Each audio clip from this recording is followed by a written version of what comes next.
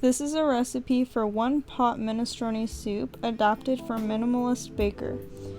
For this recipe, you will need 2 tablespoons of oil, a half a white or yellow onion diced, 3 cloves of garlic minced, 2 large carrots, 1 can of green beans, 1 zucchini, 1 can diced tomatoes, 6 cups of any broth of your choice, 2 teaspoons dried oregano, 2 teaspoons dried basil, 1 can of white beans or chickpeas, 2 cups of pasta noodles, 1 cup chopped spinach, and salt and pepper to taste.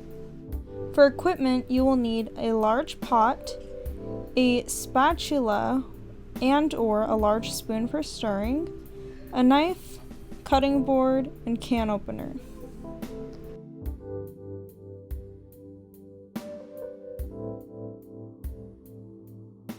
We'll start off by prepping our vegetables, so I'm going to dice some onion and mince some garlic. Then I'll chop my carrots, zucchini, and fresh spinach. Frozen spinach would also be fine to use in this recipe. We'll also need to open our canned green beans and chickpeas, giving them a good rinse. Once everything is prepped, I'm going to heat a large pot over medium heat. When it's hot, I'll add the oil, onion, and garlic, and I'll stir. This will cook for about 3 minutes, and we'll stir this occasionally.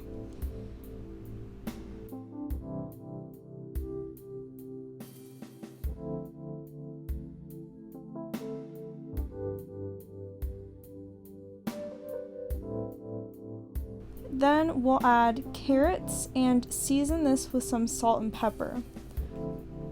We're going to stir this and cook it for about 3 to 4 minutes until it's slightly softened.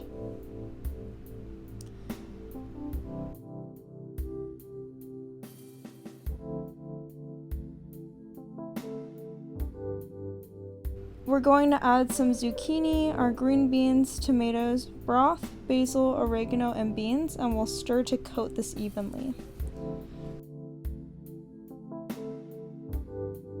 We're going to increase the heat to medium-high and bring the soup to a strong simmer. Then we'll reduce the heat slightly to medium-low until the heat is simmering but not boiling. Then we'll add in the pasta and stir. We'll cook this for 10 minutes, stirring occasionally, and we'll reduce the heat if needed to keep the soup at a simmer. After the 10 minutes, we'll reduce the heat to a low simmer for 4 to 5 minutes, and we'll stir this occasionally.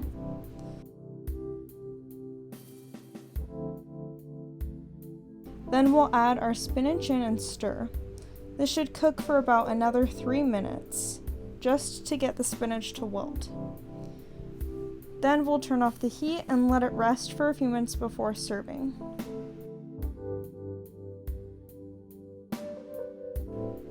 Now it's ready to eat. You can feel free to add any extra salt and pepper to taste or garnishings if desired.